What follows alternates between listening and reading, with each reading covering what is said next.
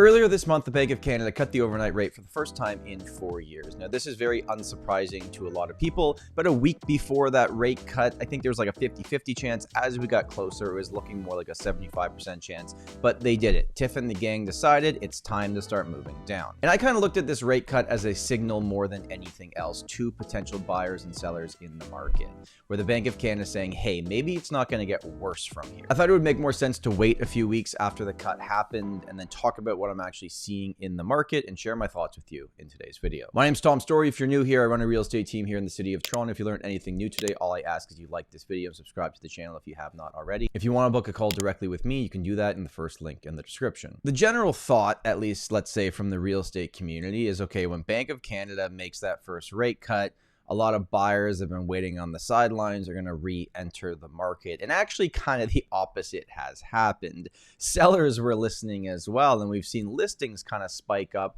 over the last few weeks since that rate cut happened. The condo market in the city of Toronto has been building inventory for several months, and we're very much in buyer's market territory now. Even the freehold side of the market has started to build more inventory. And I made a video about a month ago saying the Bank of Canada is about to shock the housing market. And in the comments, people are like, there's no way they're going to cut rates, but they did cut rates. And I've actually been a little bit surprised since then how many conversations I'm having with people that still really don't fundamentally understand what this means for the market. So if you're experienced in real estate, you can just fast forward for 30 seconds here. But if you're new here, let's break it down really quickly just to be super clear about this. When Bank of Canada cuts the rate, it directly impacts the variable rate. So the Bank of Canada overnight rate is the lending rate that they lend money to the banks, and then the banks have their prime rate. So even though the Bank of Canada overnight rate is now at 4.75, the variable rate is still in the mid to high sixes. I'm not aware of any of our buyers that have taken the variable rate this year because it's still significantly higher than the fixed rate. The 5-year fixed rate comes from the 5-year bond yield, and that's totally separate from what Bank of Canada does. Now, it reacts to what Bank of Canada does, but somewhat indirectly. Well, right now, you can get a 3 to 5 year fixed rate if it's insured under 5%, meaning that you're putting less than 20% down. If it's uninsured, just over 5%. So Bank of Canada would have to cut another 100 to 125 basis points to get the variable rate anywhere close to where the fixed rate is today. And that's why a lot of people were saying, like, yeah, 25-point cut, who cares, right? It's not going to actually change anything on the affordability side. So if it doesn't bring the buyers back to the market, well, will it take sellers off the market? And what I mean by that is that are there sellers out there right now trying to sell in a tough position that have a variable rate, and they're now thinking, okay, it looks like the Bank of Canada might cut another 2 or 3 times this year. If they do that, I can't afford to hold this property. There's more condo listings than we've ever had before.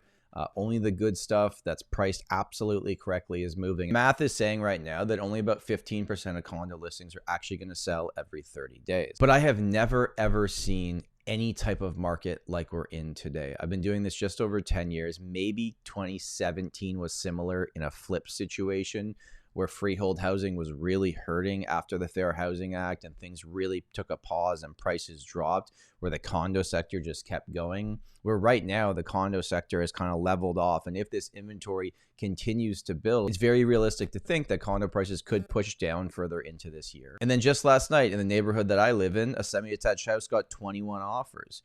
So it's like there is so much demand still in the freehold section of the market in these prime locations of Toronto. So anywhere east, west, north of downtown within a 30-minute drive, let's say with traffic, 30-minute drive, these areas are doing well. Leslieville, Riverdale, the Beaches, Danforth. If you go west, you got Parkdale, you got Roncesvalles, you got High Park, you got the Junction a little bit more north. And I just keep wondering to myself, like, at what point is that price gap going to get so big that people are like, okay, I can't buy the house anymore. I will look at a larger condominium property, because it's basically $1 million right now. The difference between the average condo and the average detached house is $1 million.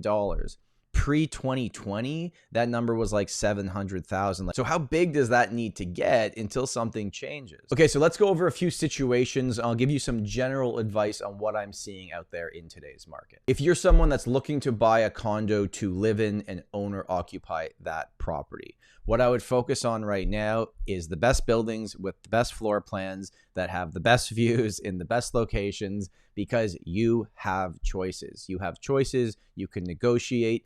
the average property that is selling under asking price. Now, it is only technically 1% under asking price, but still it is under the asking price. And if you're buying a condo to live in right now in today's market, you've decided that's a decision that you want to make, do not buy it unless you're going to own it for 5 years.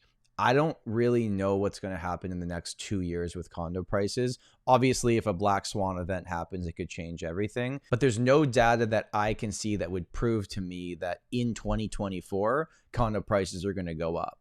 There's much more data proving to me that if inventory continues to pile up, you could actually see downward pressure on prices. So does that mean, well, Tom, I should just wait till later in the year to buy something? Maybe. It all depends on your personal situation, what you're trying to do. But if you're going to buy a condo in today's market, 5-year hold period minimum. Second situation is there are people that want to invest in the condominium market as well. Now, investors have kind of fallen off the map over the last few years because interest rates have gone so high and the price points just didn't really make sense. And if you look at today's current condo market, because there is lots of options out there, if you're an investor in the year 2024, you can buy a condo in Toronto pretty much at the same sale price they were selling for in March of 2020. So that's interesting, right? So that's something to look at. And if you're an investor, you can get 2024 rents, which are significantly higher than they were in March of 2020. But then the third thing we have to talk about is you're taking a 2024 interest rate, which is also a lot higher. If I'm an investor and I'm cash heavy and I'm putting down significantly more than 20% on this property that I'm buying, I'm looking for a building built after 2019, so it's not under rent control. And still at this moment in time, there is nothing that's telling me that anybody as an investor side of things should be buying pre-construction. Like, there are so many good resale properties on the market, even fairly new buildings, 2 to 3 years old, that are 30 to 40% cheaper. Like, I understand the hype kind of, I guess, for pre-construction seems to be like people that they just get obsessed with it. Like, they love real estate and they want to buy it. Financially, like, not somewhere I'd be putting my money right now. The next situation is you own a condo and you want to sell it for whatever reason. These are people I'm having conversations with literally every single day. And the typical question that I get is, well, if I wait till September, is the market going to be better? And my answer is like, actually, what I'm seeing in the numbers now, I could argue the market will be worse by September. I'm not talking about a major crash or anything like that, or even like a correction. I'm talking about 10 or 20 grand on sale price, maybe potentially going downwards if inventory continues to build.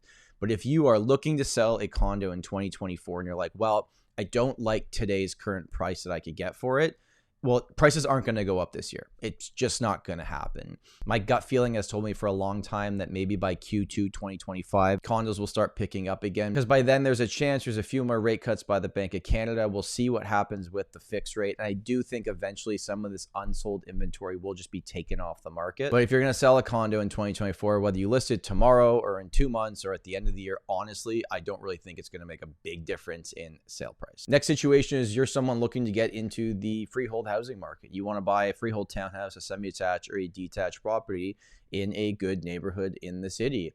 And what I'll tell you is, like, get ready to compete. It's totally different than what's happening with condos. There is a ton of demand in that segment of the market because most of the buyers have owned real estate for a long time. So they're not as affected by today's interest rates because they have these massive down payments they're pulling over from these other properties that they're selling. And it is kind of this game of musical chairs. The money's kind of just moving around. The people that have built up all this wealth over the last 15 years in Toronto real estate, but it's kind of the reality of where we're at in today's market. Now, it's nowhere near the craziness we've seen before, but, you know, good houses are getting 5 offers on them. Like, it's happening consistently.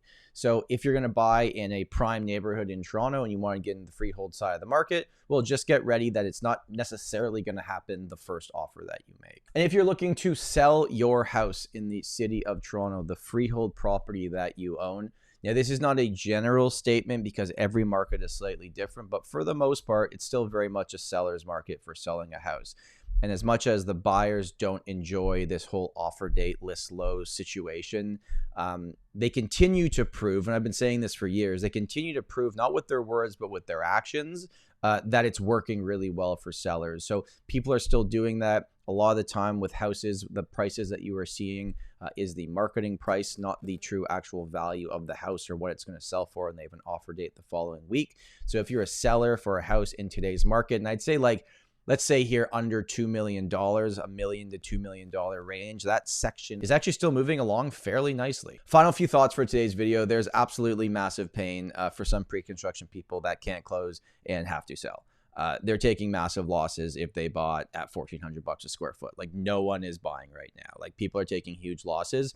The good thing or bad thing you could look at this is that most of these sales do not make it to the MLS because the builder does not allow it. So there's no proof of these sales on the internet. So is it worth buying an assignment off someone that really has to sell? I don't know, maybe. Like, I'd still argue there's better resale condo options that are closed that you could still get cheaper and are still only 2 or 3 years old. But there may be an opportunity that could make sense for you. And what about the bank sales? What about the foreclosures? We're seeing, you know, all these people are potentially having problems with their mortgages. We have run into more properties in 2024 than at any other point in my career where you can see that the seller is the bank's name, right? Kind of funny enough, though, it doesn't necessarily mean that these properties sell for steal prices. We bid on one the other day and there was 11 offers on a property that was a foreclosure. So just something to think about. So that's my advice, general advice for what's going on in the market today. If you want more specific advice about your situation, you can book a call with me in the first link in the description. If you are looking to buy or sell in 2024, I've got 2 videos you can watch next. One is how to never overpay for a property, and the other one is everything you need to know about selling your property this year. Thanks so much for watching, and remember, home is where your story begins.